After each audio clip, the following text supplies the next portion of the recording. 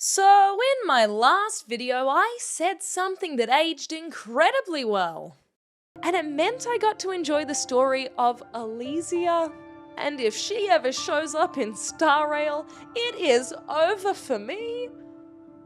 And a mere few days later, Hoyoverse said, "Amy, bet," and dropped the Honkai Star Rail 3.0 teaser trailer, which revealed their version of the Flame Chasers, and of course, our girl Elysia. I screamed, I cried, I was in disbelief, and it's been all I can think about since it dropped. So let's sit down and chat about why the Golden Epic trailer is a huge deal for your Honkai Impact 3rd playing friends, who the Flame Chasers are, and what I think this could mean for Star Rail's next expansion.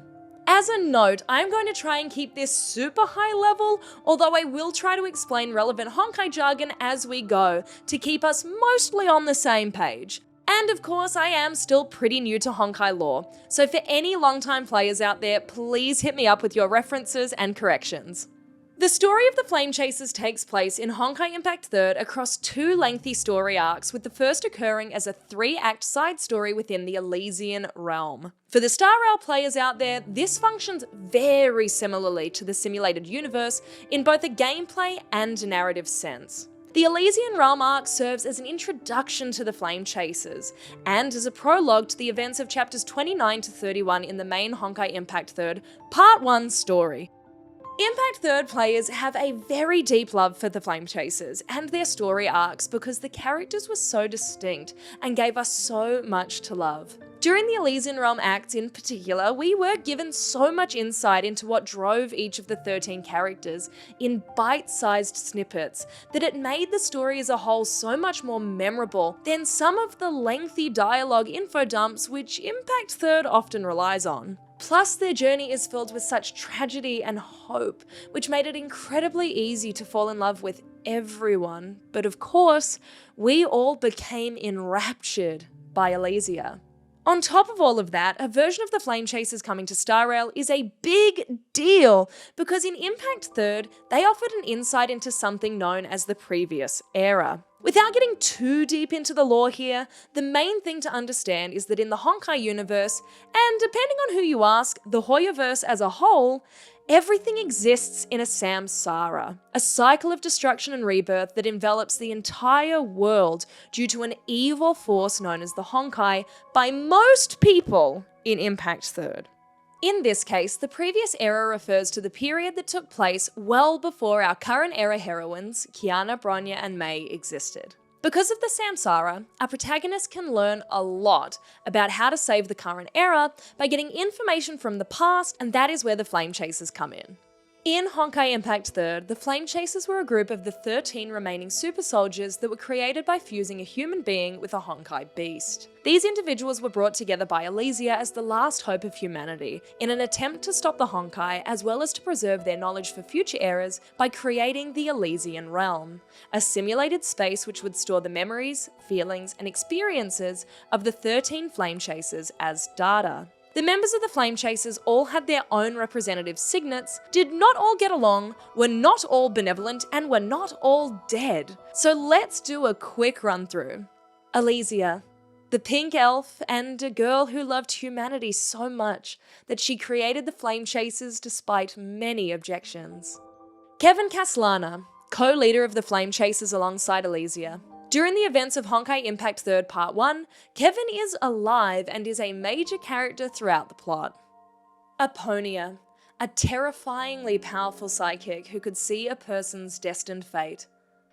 Eden, a famous performer and skilled fighter of the Previous Era who owned the Golden Courtyard, which would eventually become the Elysian Realm.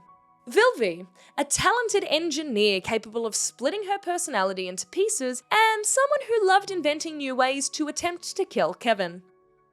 Kalpus, an aggressive, unstable man with an insatiable bloodlust. Sue, a calm and kind man who was both a doctor and close friend of Kevin.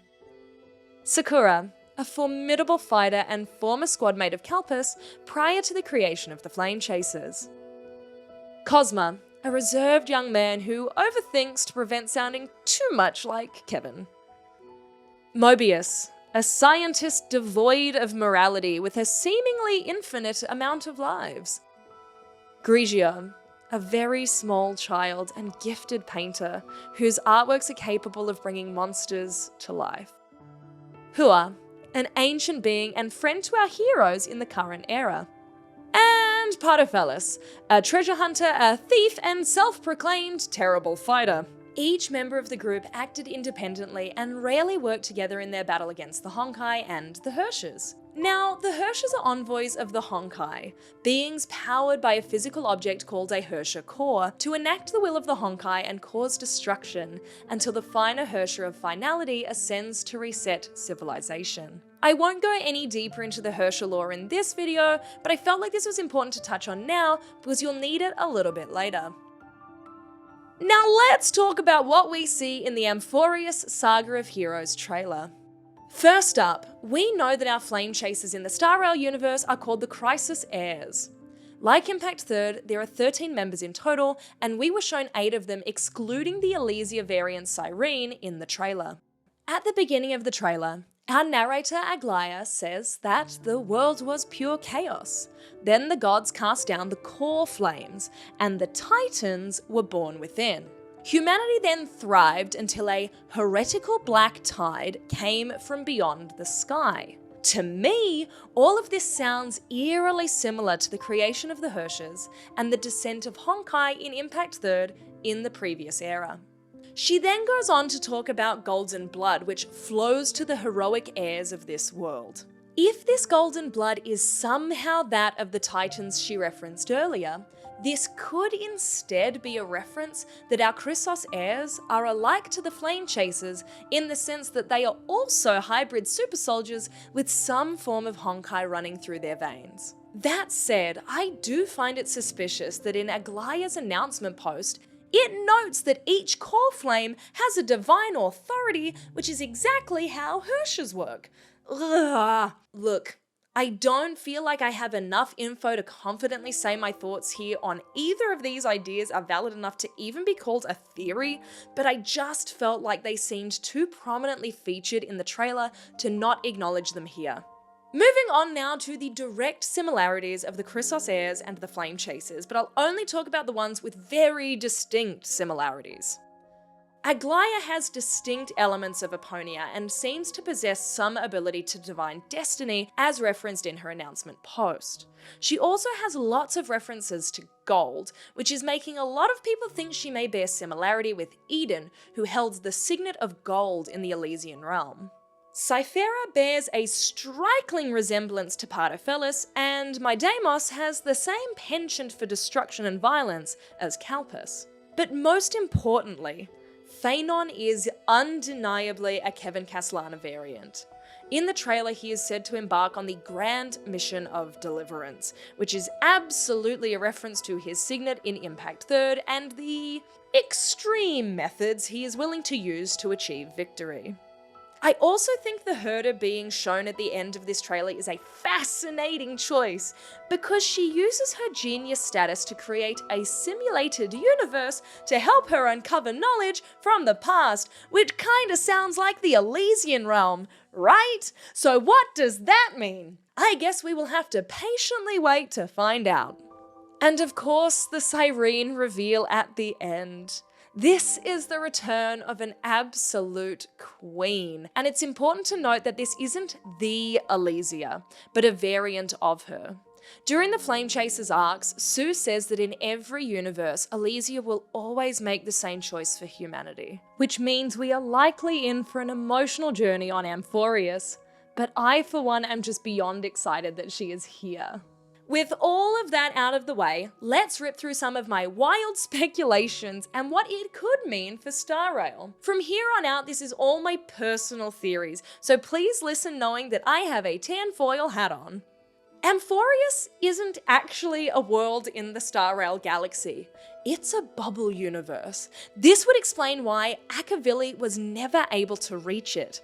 Plus, it would explain what Herder's fascination is with the world and why it seems to be experiencing its own type of samsara.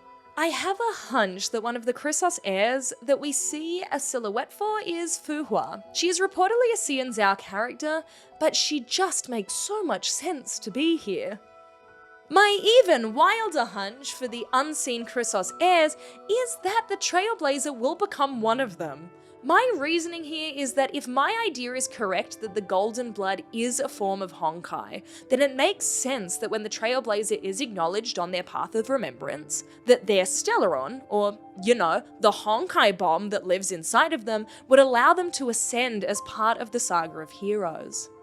I think Welt is also about to have a time on Amphoreous because he was the first Herrscher of the current era in Honkai Impact 3rd. There is no way that man isn't about to experience a whole storyline of confusion and pain given his direct ties to that game. Lastly, I think we are going to get some very juicy lore snippets regarding the Stellaron Hunters, Elio, and the Finality here, just due to how closely the Finality is related to the Herrschers and the Honkai. Alrighty, that is enough information and analysis for now. Let me know what you think is happening in 3.0 and what your wild theories are. Also, hit me up in the comments if you'd be keen on me making a deeper recap into the story of the Elysian realm to help you prepare for Amphoreous. Or if you'd like some beginner tips on getting into Impact 3rd because you want to experience the story for yourself, let me know. Thanks for watching! Side note, if you are still around, I literally started crying every time I rewatched the trailer to make this video and saw Cyrene on screen, so 3.0 is going to be big for me. Okay, thanks, bye!